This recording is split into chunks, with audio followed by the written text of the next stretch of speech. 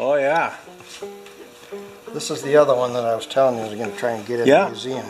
And it has your rat rod on it too. Oh yeah. Has the Ford V8 on it. Yeah. Well, there you go. Wow. But being that we're in the midst of moving and everything else, I just don't get at it like I should. But I try to keep things covered up because it's a little bit dusty here sometimes when I'm working. Yeah.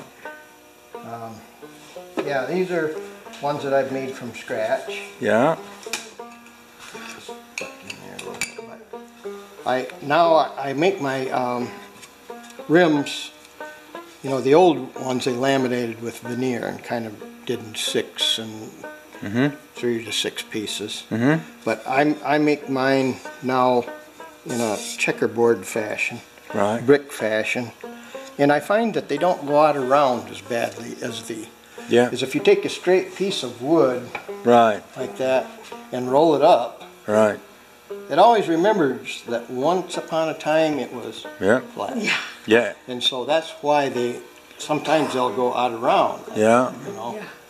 But these don't, because you've got just that much. You can really see it more on the blind. Yes. Yes, you can. Yeah, as far as the brick lay. And there's such a science to banjo rims, and of course, if you don't know, I mean, if you've never played a banjo or studied or looked at, you know, you don't realize that the way this cuts here, you know, at the top of this rim, that angle right there, it's important. It's a, you know, if you don't have that angle, you're not going to have the sound. And some of the little simpler ones that are closer to like 8 or 9 inches, I'll just make them out of one piece. And what I do is I put one of those odd shaped things in the middle there, so that once it's turned, it will hold together at the joint better.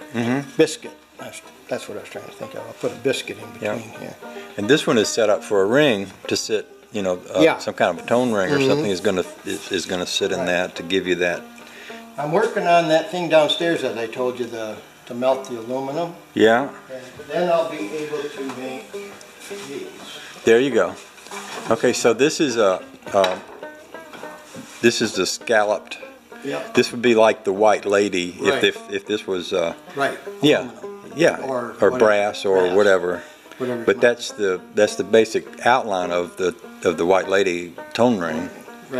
Which the White Lady and the tubaphone tone ring tone rings are like the. This is scalloped here too, but it's not quite as pointy as this one is. I'm going to experiment around and see which one works the best. I've got quite a few of them up here ready for patterns. And when I see something like this, I think about the bacon banjos, because they played around a lot with these kind of you know, on the back side of the banjo or even inside the pot, they would have a little something to push the sound back out. This one here is going to be on that Gibson ukulele, because that's basically. Do you remember the early Gibsons that had the diamonds cut in? No, this is going to be the pattern. This here box is going to be the sand, you know, when you put your sand in for your mold. This was set in between here, this in between the sand. So you're going to use this to make the mold in the sand, and then you're going to pour that in aluminum. That's amazing stuff. That's what I'm trying to do. This will be a first for me, because. But you got to make 2 or 3 bad ones. I don't know. Well, but you know, I got to try and see. See, I just make bad ones, and it's like as good as it gets. Yeah, well, the nice thing about aluminum, if it turns out bad, you can always melt it down. It was funny. I was just up in a campground talking to a YouTuber, and he was telling me about another YouTuber who pours aluminum and makes molds to make engine blocks, and then he'll find a head from something, and he'll make literally an engine block to fit whatever pistons and whatever crank and whatever head he's got, and he's pouring his own aluminum, so he's basically making his own engine out of it's way over my head. But what you're doing is way over my head too. Well, too. it's really not that complicated. But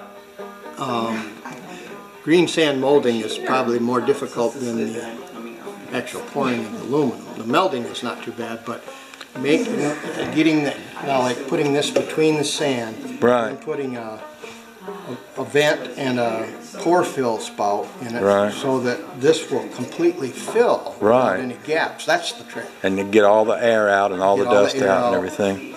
that's the trick. But this box is gonna be a sandbox. Now, will you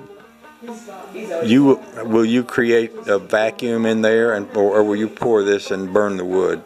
I will just put. What to do is when they mold it, they would put it like, say, if this top box right here, this will be. If you could separate this and just do the top box, it would probably the sand. You'd push it down in the sand about that far, where your parting line would be. Right. Even with here. Yep. And then the other bottom portion would go on top. Yeah. And then that's where you put your pour spout. And then you put your vent also, so that the air can escape as you're pouring that in.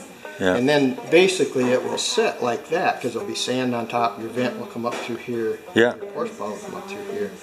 And then when you split it apart, what you do is push that down in the sand. All the sand will come up in these places and fill those. And then when this is full of sand, it'll be right down on top of this top plate. Right.